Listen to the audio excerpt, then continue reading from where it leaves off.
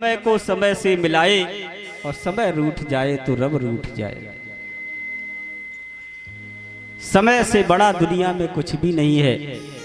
ये समय की बलिहारी है कि आप यहाँ बैठे हैं और हम भी हैं। ये समय की देन है। समय से बड़ा कोई नहीं है, हैं? समय समय की बात है, समय होए बलवान और भीलन लोटी गोप का सुबेई अर्जुन बेई। सब कुछ वही था, वही गांडीव था, वही बाण थे, सब कुछ वही था। लेकिन पूरे महाभारत को जीतने वाले अर्जुन कम ताकतवर, जिनकी कोई वैल्यू नहीं थी, कोई महत्व नहीं था, उन भीलों से हार गए। ये समय की बलिहारी थी। मेरे भक्तों, अभी आप सुन रहे थे कि आत्मदेव नाम की ब्राह्मण के कोई संतान नहीं थी और संतान ना होने के कारण दिल दिमाग बहुत दुखी था। और जिसके भी संतान नहीं होती है उसको संसार में चाहे सर्व सुख हो लेकिन कोई सुख नहीं होता, क्योंकि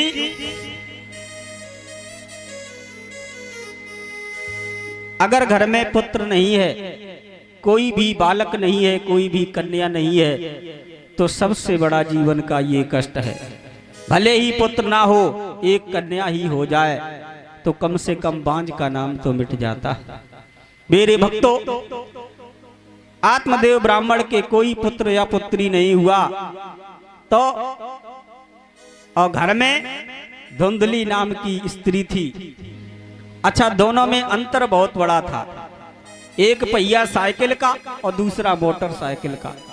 अब बताओ कैसे गाड़ी चले जब दोनों साइकिल के हो या दोनों मोटरसाइकिल के, तब तो चलेगी। कहने का मतलब है कि आत्मदेव ब्राह्मण धर्मात्मा, सज्जन, पुण्य आत्मा थे, सही रास्ते पर चलने वाले, भगवान को मानने वाले। और स्त्री उनकी जो धर्म पत्नी थी। अच्छा, धर्म पत्नी का मतलब क्या है?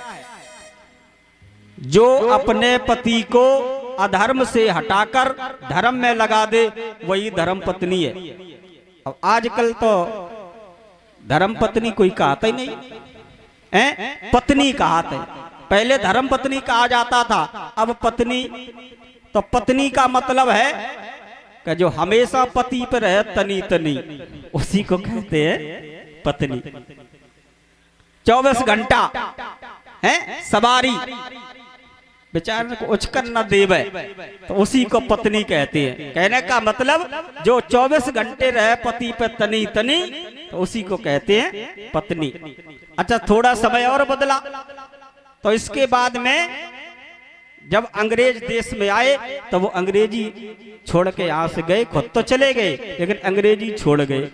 तो अंग्रेजी शब्द आया वाइफ। अब यहाँ काफी सब लोग अब तो पढ़े लिखे हैं।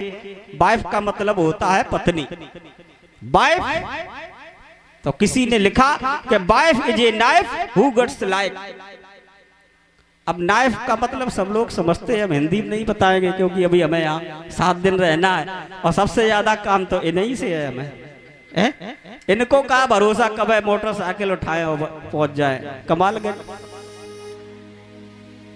तो wife is a knife who guts like. तो ऐसी चीज जो चीरा फाड़ी को काम हो तो बात को पसंद करे कोई नहीं। तो कहने का मतलब है कि जो आत्मदेव ब्राह्मण की पत्नी थी वो बहुत ही कर्कशा थी। बेचारे परेशान हुए तो मरने का निश्चय किया कि जाकर के जंगल में हम तालाब में कूद के अपनी जान दे देंगे।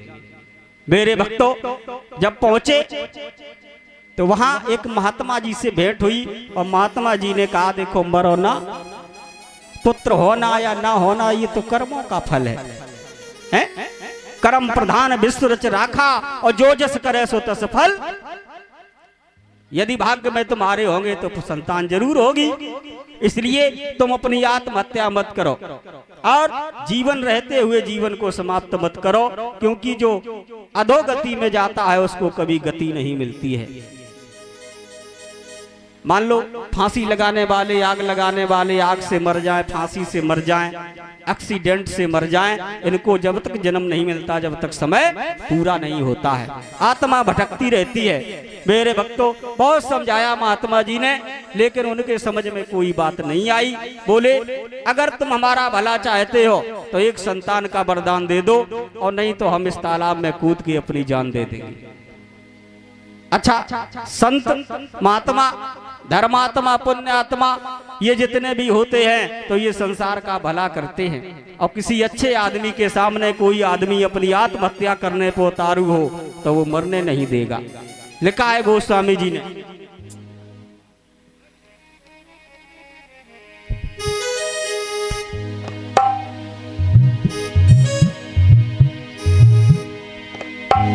कि संत हृदय नवनीत समाना, गावे सब ही वेद पुराण।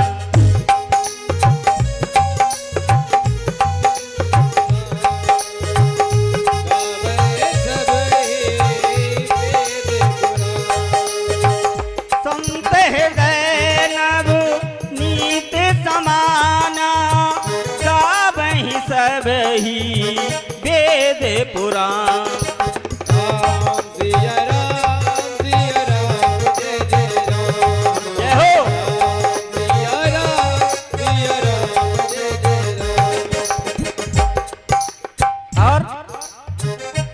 संत हृदय नवनीत, नवनीत का मतलब है मक्खन, जिसको अपने यहाँ कहते हैं नैनी, कितनी मुलायम होती है, ऐसे संत का हृदय होता है। और लिखा संतन की